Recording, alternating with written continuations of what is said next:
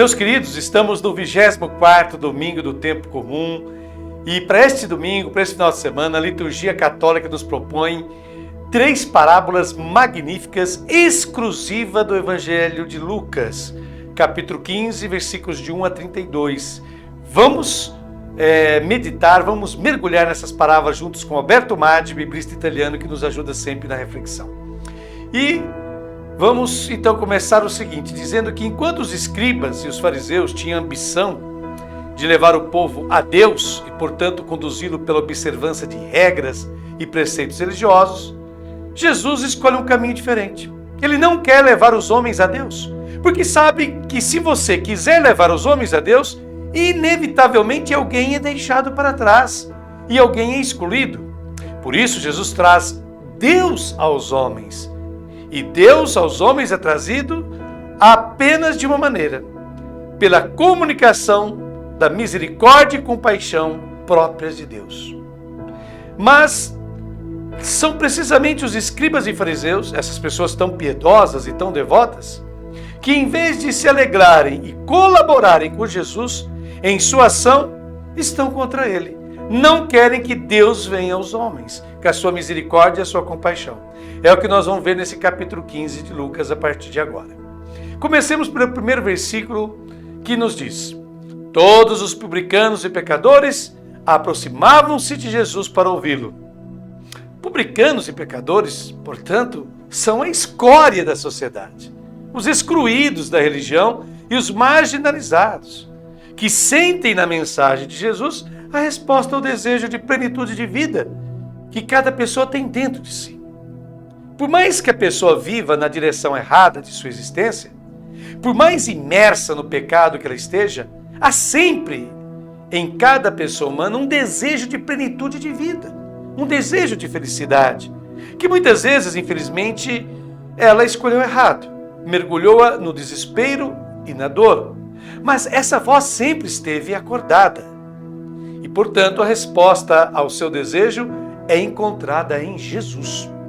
Vamos ao versículo 2 do capítulo 15, que nos diz: os fariseus, os escribas, porém, murmuravam, dizendo: esse homem acolhe os pecadores e come com eles. Enquanto Jesus é ouvido por cobradores de impostos e pecadores, os fariseus, isto é, as pessoas piedosas, e os escribas, isto é, os teólogos oficiais, murmuravam. É interessante como nos evangelhos as autoridades religiosas, os mestres espirituais, os escribas e os fariseus evitam pronunciar o nome de Jesus.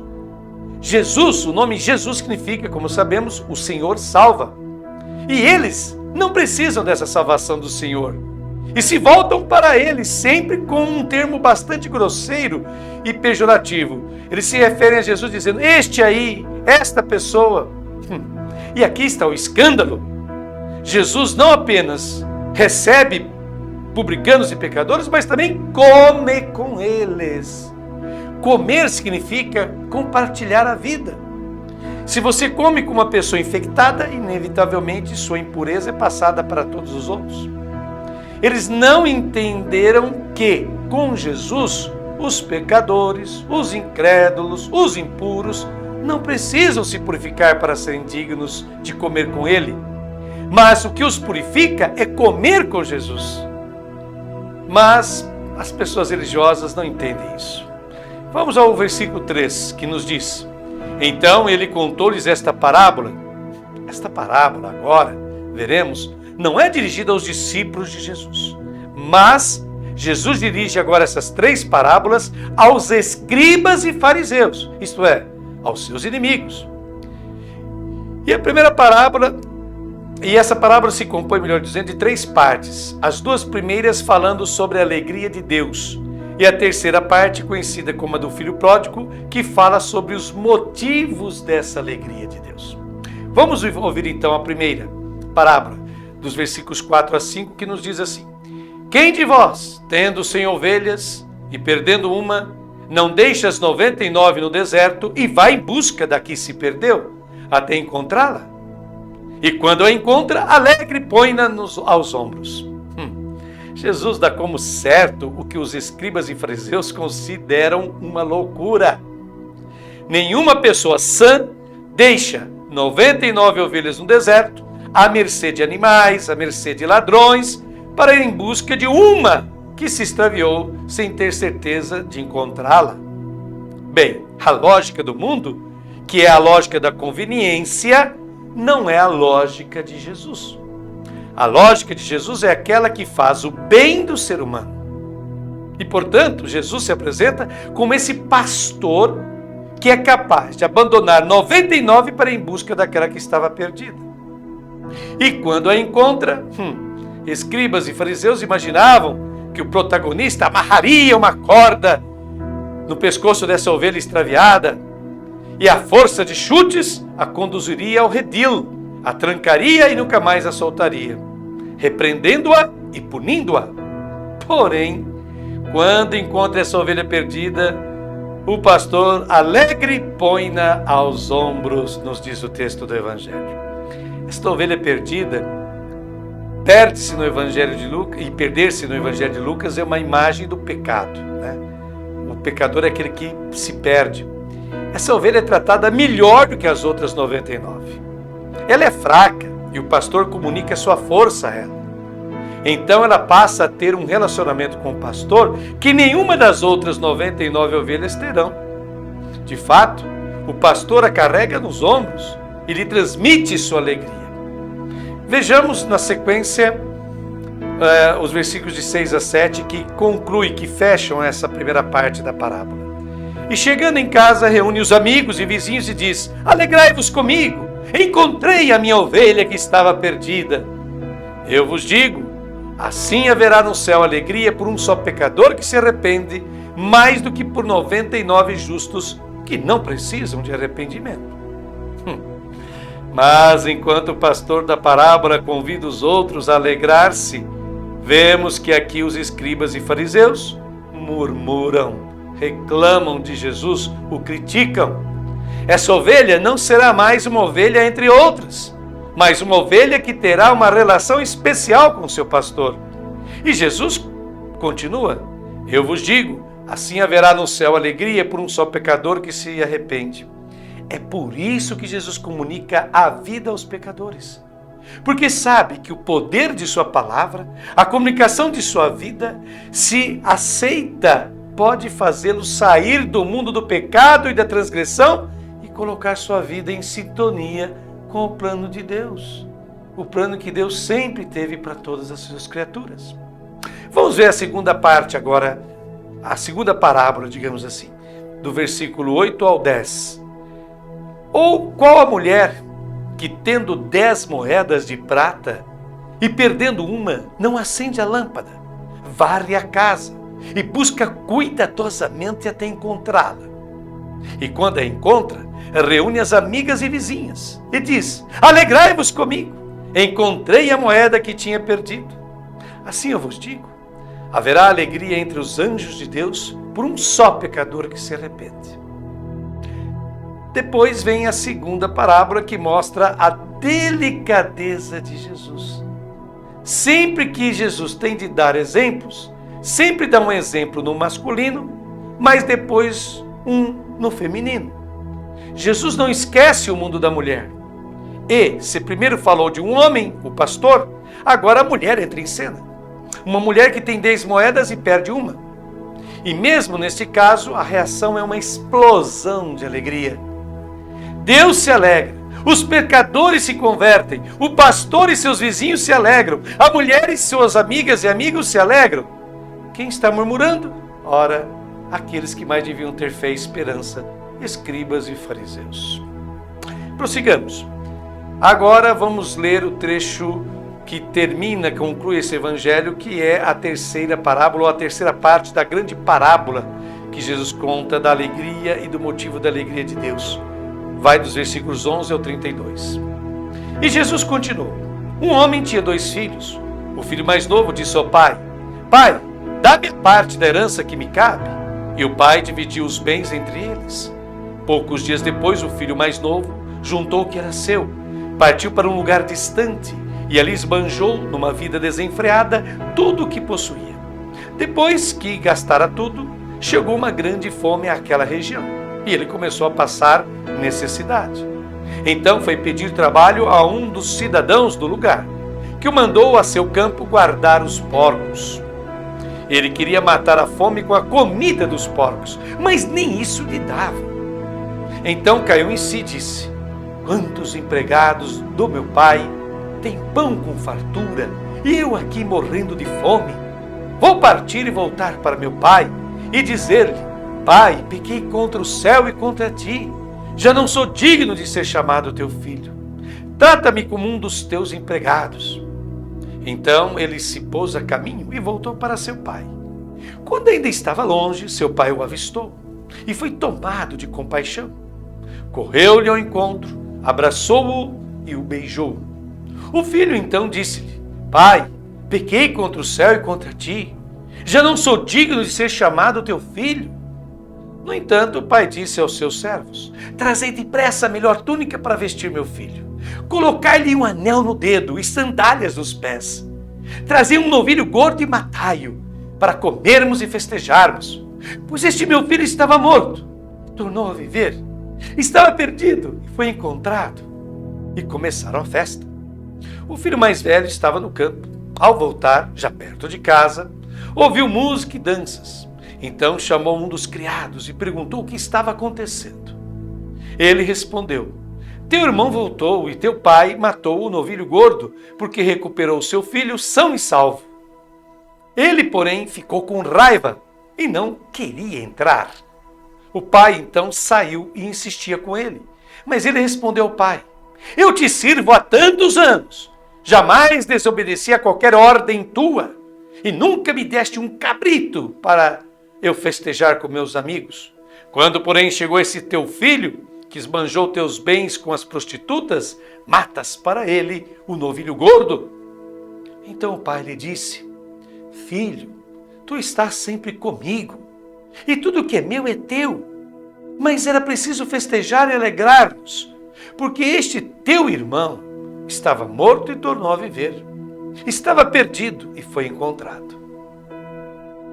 Eis, pois, que esta terceira parábola, que também é dirigida aos escribas e fariseus, apresenta-se o filho mais velho, aquele que é representado caricaturamente como o religioso que sempre serviu ao pai, como um servo ao seu senhor.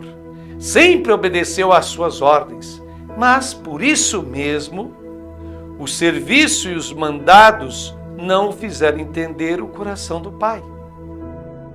Então, enquanto o pai se alegra com a volta do filho que morreu e tornou a viver, o irmão mais velho, em vez de se alegrar, aquele que julga tudo com os parâmetros religiosos da moralidade, se indigna, se zanga, e é aquele que não quer entrar na casa e participar da festa da misericórdia. Pois bem, após essa reflexão magnífica de Frei Alberto Maggi, eu vos proponho agora a minha reflexão pessoal. E começo citando uma passagem do Evangelho de Lucas, capítulo 5, versículos de 31 a 32. Lucas, nesta pequena passagem de 5, 31 a 32, nos diz assim: não são, coloca na boca de Jesus, claro isso, é Jesus dizendo: não são os que têm saúde que precisam de médico, mas os doentes. Não vim chamar justos, mas pecadores ao arrependimento. Vou repetir. Não são os que têm saúde que precisam de médico, mas os doentes. Não vim chamar justos, mas pecadores ao arrependimento. Por incrível que possa parecer, as críticas e atitudes recriminatórias que fariseus e doutores da lei faziam e tinham em relação a Jesus, podem ser encontradas hoje com muita frequência entre nós. Vivemos nos ambientes religiosos atualmente uma temporada de hipocrisia moralista que se assemelha muito àquela que Jesus encontrou nos líderes religiosos de sua época. Há setores hoje de nossa igreja católica, bem como de igrejas evangélicas e neopentecostais, que adoram exercer o seu poder e influência junto aos fiéis, fazendo pressão sobre as consciências. Isso mesmo. O poderoso instrumento que utilizam para isso é o pecado. O pecado é apresentado como a perdição, a perversão, o extravio, obra do demônio, cilada de Satanás e expressões do gênero. E Deus castiga e condena firmemente o pecado. Aliás, em muitas pregações de líderes religiosos de hoje, ouve-se falar mais de pecado, tentação e demônio do que do próprio Cristo. Até parece que aquele que levou a melhor não foi Jesus, mas o demônio, que é apresentado como tendo um poder e força quase invencíveis. Desse modo, aterroriza-se e atemoriza-se as pessoas para que não desobedeçam aos seus pastores, os seus mestres, os seus guias. A coisa hoje está mais ou menos assim. E nada melhor do que o medo e a superstição para controlar as pessoas e influenciá-las para irem na direção que se deseja. Jesus jamais utilizou desses artifícios. Pelo contrário, a sua acolhida aos pecadores, aos excluídos, rejeitados e abandonados pela sociedade era tão sincera, tão forte, que essas pessoas adoravam estar junto a Jesus. Aliás, isso é notado logo no início do evangelho de hoje. Abre aspas, quando diz: todos os publicanos e pecadores se aproximavam-se de Jesus para ouvi-lo. Os desprezados, que tinham medo de tudo e de todos, não temiam a Jesus. Ele não lhes transmitia medo, insegurança, preconceito, julgamento, mas amizade, escuta, acolhimento fraterno. Será que a nossa igreja não está necessitando seguir o Mestre nessa sua atitude, nesse seu exemplo? Como podemos abrir horizontes de esperança, de bondade, de justiça e de paz, se muitas vezes ainda temos um discurso e uma atitude preconceituosos em relação aos pecadores, aos perdidos, aos que não frequentam a nossa igreja, aos de fora? Ao invés de cultivarmos uma consciência de culpa nas pessoas, atitude essa doentia e que não ajuda na verdadeira conversão, por que não atuamos no sentido de aliviar a vida das pessoas que atualmente estão muito cansadas, desanimadas, desesperançadas e incrédulas diante de tanta violência, egoísmo, desigualdade, consumismo e indiferença por parte dos grandes e fortes da sociedade? Pense nisso. E agora, para concluir esse nosso momento de meditação, vamos fazer a oração que você vai ver aí também na sua telinha. Reze comigo neste momento, pedindo a força de Deus à luz dessa magnífica palavra que ouvimos hoje do Evangelho segundo Lucas. Meu Deus, quando a caminho de Ti não tenho mais provisões, não tenho outra opção a não ser recorrer a Ti, refazer humildemente os meus passos. Quando a culpa me faz temer o castigo, a esperança me oferece abrigo para a Tua justiça. Quando o erro me confina ao meu tormento, a fé anuncia o Teu conforto. Quando me deixo vencer pelo sono das fraquezas, Teus benefícios e Tua generosidade me despertam. Quando a desobediência e a revolta me afastam de Ti, Teu perdão e misericórdia me levam de volta à amizade. E Tu estás sempre lá para espiar meu retorno, para me abraçar em um abraço regenerador, aberto a um futuro único de amor. Que a Tua palavra penetre proveitosamente no meu coração e me faça viver para Te amar e Te agradecer todos os dias da minha vida. Amém. Deus abençoe você, sua querida família. Deus te conceda um santo e feliz final de semana. Muito obrigado por nos acompanhar. E até a próxima semana, sempre aqui pelo canal 10 de Fernandópolis.